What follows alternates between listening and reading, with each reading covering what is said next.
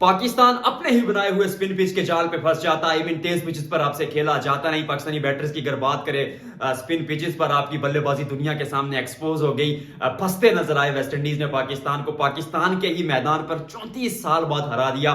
सामने वाली टीम ने 3 स्पिनर खिलाए, आपसे बेहतर क्रिकेट खेले और वर्ल्ड टेस्ट चैंपियनशिप में पाकिस्तान ने आखिरी नंबर पर फिनिश किया है। बाबर आजम हूं, मोहम्मद रिजवान हूं, सऊद शकील हूं, अशान मसूद, कोई भी पाकिस्तानी जो बल्लेबाज है वो टिक कर खेल नहीं पाया। हार की एक्चुअली में वजह क्या है? इस शर्मनाक हार की कहूंगा क्योंकि बांग्लादेश से आप अपने घर में हारे थे टेस्ट क्रिकेट में, और वेस्ट इंडीज जैसी टीम से हार जाना। आई मीन इस सारे सिनेरियो पर बात करूंगा कि असल में हार की वजह क्या है। उसके साथ साथ बात की जाएगी कि क्या सिराज भारतीय टीम में वापस आ रहे हैं, क्योंकि खबरें आ रही हैं कि शायद बुमराह फिट ना हो पाए। और उसके साथ साथ बात की जा रही है कि अगर शामी फिट नहीं होते तो सिराज रेडार में हैं। उस सारे सिनेरियो पे बात करूंगा कि इन खबरों में कितनी सच्चाई है, कितनी सदाकत है। लेकिन पाकिस्तान के मैच से शुरू करते हैं। देखिए, वेस्ट इंडीज ने आपको आपके घर में हरा दिया। आपने होम पिच पे बनाई थी, होम ग्राउंड पे माफ कीजिएगा, स्पिन पिच बनाई थी आपने, खेत जैसी पिच बनाई थी, क्रैक्स छोड़े थे, हिटर यूज किए गए, उसके साथ साथ पंखे यूज किए गए, लेकिन आप मुकाबला जीत नहीं पाते अगेंस्ट वेस्ट इंडीज। हार की जो वजह है, जो रीजन है, वो टॉप से शुरू करता हूं। देखिए, सबसे जो बड़ी वजह है वो आपकी बल्लेबाजी है। बल्लेबाजी में इसलिए कहूंगा क्योंकि वेस्ट इंडीज की टीम यहां पर तीसरी इनिंग्स में 244 बना जाती है। वेस्ट इंडीज की टीम ने 244 रन बनाए तीसरी इनिंग्स में इसी मैदान पर, मुल्तान की स्पिन पिच पर। लेकिन आपकी जो बल्लेबाजी है वो आपको 150 से ऊपर रन बनाकर नहीं देती। आई मीन जहां पर वेस्ट इंडीज अटैकिंग क्रिकेट खेल रहा है, 4 के रन रेट से खेल रहा है, वहां पर क्यों नहीं बना पाते? आगाज करते हैं एक्चुअली बाबर आजम से। जब इस कद का खिलाड़ी आपकी टीम में होता है ना, तो आपको एक उम्मीद होती है उस खिलाड़ी से कि वो आपको बड़े मैचेस में रन बनाकर देगा या ऐसी पिचेस पर रन बनाकर देगा जहां पर कोई और नहीं बनाएगा। देखिए, किंग का अगर खिताब आप किसी को देते हैं, वो सर पे वो ताज रखते हैं किंग का, तो फिर उसके काम भी अलग होते हैं, महान काम होते हैं। आप उस खिलाड़ी से उम्मीद करते हैं कि वो आपको मुश्किल कंडीशंस में रन बनाकर देगा। बैटिंग पिचेस पर तो जिस मर्जी डोमेस्टिक से लड़के को खिला दें, वो आपको बैटिंग पिच पर रन बनाकर दे देगा। लेकिन बाबर आजम 38 दफा 38 दफा 38 दफा स्पिनर्स के अगेंस्ट इंटरनेशनल क्रिकेट में आउट हो चुके हैं। इस कद का, इस लेवल का खिलाड़ी जब आपके सामने होता है तो यू मे थिंक के वो खिलाड़ी आपको जो है ना समथिंग एक्स्ट्रा ऑर्डिनरी करके देगा, लेकिन बाबर आजम ने ऐसा किया नहीं है। पिछले कुछ अरसे में रन बन रहे थे। देखिए, बैड पैच से होकर आए तो ज्यादा बात नहीं करना चाहता, क्योंकि बैड पैच से जब कोई खिलाड़ी होकर आता है तो थोड़ा सा मुश्किल होता है कि आप कुछ बड़े मौके पर आकर रन बनाएं। लेकिन 2021 का वर्ल्ड कप और 19 की वो न्यूजीलैंड के अगेंस्ट सेंचुरी अगर हटा दें तो बाबर आजम ने क्रंच मूवमेंट्स पर परफॉर्म नहीं किया। ये सच है। लेकिन ऐसा नहीं है कि उनमें काबिलियत नहीं है। ही इज एक्सट्रीमली टैलेंटेड और चैंपियंस ट्रॉफी बिल्कुल सर पर है, क्योंकि कल से हम उधर शिफ्ट हो जाएंगे। स्कॉट के बारे में भी आपको बताऊंगा। तो फिर थोड़ा सा अभी शायद इस स्टेज को साइड पे रख देते बाबर आजम के केस को, क्योंकि इस मौके पर आप अपने खिलाड़ी को बैक करेंगे और कोशिश करेंगे कि उनके बल्ले से रन आए, और वहां पर अगर रन नहीं आते तो मैं भी फिर आप शायद सोचना भी शुरू करें बाबर आजम के बारे में। दूसरे बल्लेबाज, देखिए, बात की जाए अगर तो शान महसूद की बात करना बनती है। पिछले 3-4 मैचेस में जो 1-2 फिफ्टियां लगाई थी, उन फिफ्टियों की अगर उस कद को नापा जाए, उस इंपैक्ट को नापा जाए, तो आपने इंग्लैंड के खिलाफ छोटा टोटल चेस करते हुए वो 50 लगाई। मुझे नहीं लगता कि उसका कोई इतना उसकी कोई इतनी इंपॉर्टेंस थी, क्योंकि स्पिनर्स आपको डोमिनेट ऑलरेडी करके दे चुके थे।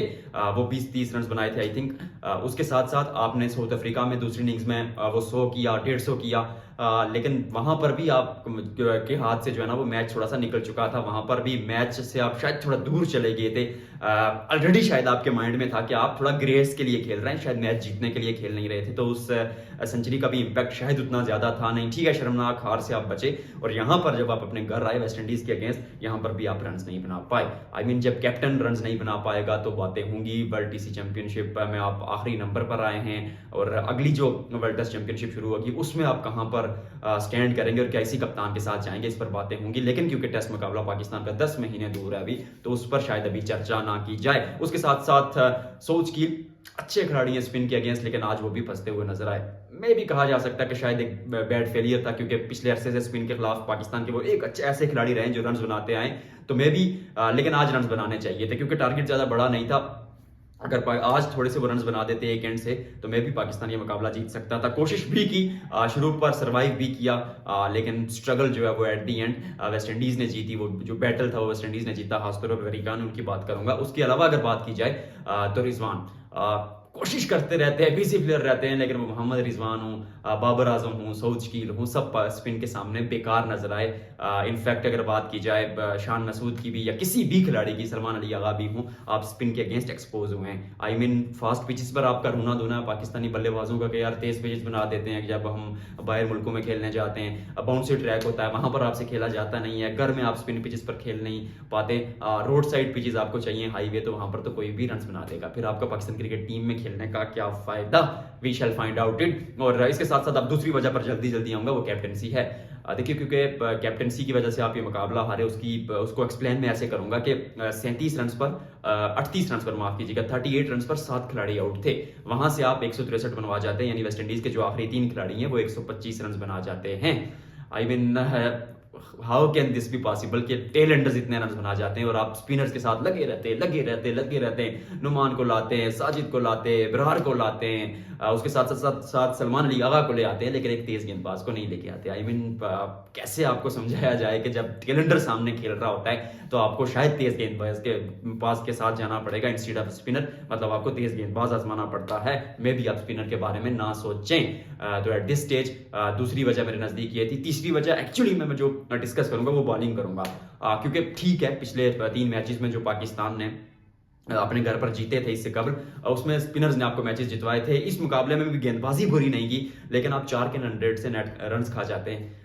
नेट रन रेट से, नेट रन रेट तो खैर एक डिफरेंट चीज होती है, वो पॉइंट्स टेबल के लिए इस्तेमाल होता है, लेकिन रन रेट से 4 की औसत से अगर आप रन खाएंगे, इस इकॉनमी से अगर आप रन खाएंगे तो आप मुकाबला जीत नहीं पाएंगे, टू बी वेरी ऑनेस्ट। और एक्चुअली मैं यहाँ पर वेस्ट इंडीज की तारीफ करना बनता है, चाहे क्रेग ब्रेथवेट हूँ, वेरी कॉन हूँ या सिंक्लेयर हूँ, जिस तरह उन्होंने पाकिस्तानी बॉलर्स को खेला, एक्चुअली में उन्होंने अटैक किया और डोमिनेट किया। वो जानते थे कि एक डिफेंसिव अप्रोच अपनाएंगे तो साजिद खान और नुमान अली की घूमती गेंदों को खेलना मुश्किल है, थोड़ा सा भी लक का साथ दिया वहां पर उन्होंने, लेकिन एक्चुअली वेस्ट इंडीज की तारीफ बनती है। और वेरी कॉन की ये भी बात करूंगा कि आउट ऑफ द बॉक्स उन्होंने गेंदबाजी की, पाकिस्तानी बल्लेबाजों को हिलने नहीं दिया, जानते थे कि स्पिन पर पाकिस्तान थोड़ा सा लैग करेगा, और जिस तरह की उन्होंने गेंदबाजी की दैट वाज एक्स्ट्राऑर्डिनरी। और वो मेरे नजदीक सबसे बड़े जो इंपैक्टफुल प्लेयर थे इस मैच के वो थे, क्योंकि रन्स भी बनाए और विकेटें भी ली, और मोटी की वो 50 और क्रेजी गेंदबाजी जो उन्होंने किया वो भी एक्स्ट्राऑर्डिनरी थी। अब जसप्रीत बुमराह पे आते हैं, क्या बुमराह इंजर्ड हैं? देखिए, बुमराह की बैक में इशू है, बुमराह इंजर्ड हैं। मे भी टीम इंडिया भी मॉनिटर कर रही है उनको कि शायद इंग्लैंड सीरीज में 1-2 मुकाबले खिला दिए जाएं एट दी एंड, या फिर उनको चैंपियंस ट्रॉफी में पहले 2 मुकाबले खिलाकर बाद में यूज किया जाए। लेकिन सबसे बड़ा मुकाबला जो है वो पाकिस्तान और भारत का है।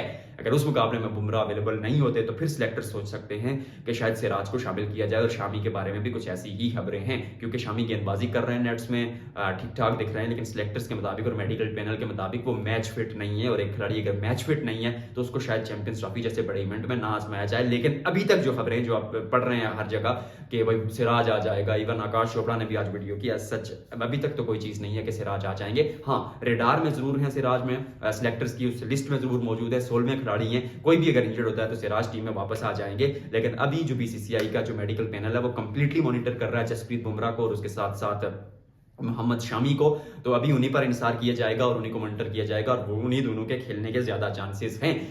अगर उनमें से कोई एक आउट हो जाता है तो फिर सिराज वापस टीम में आ जाएंगे।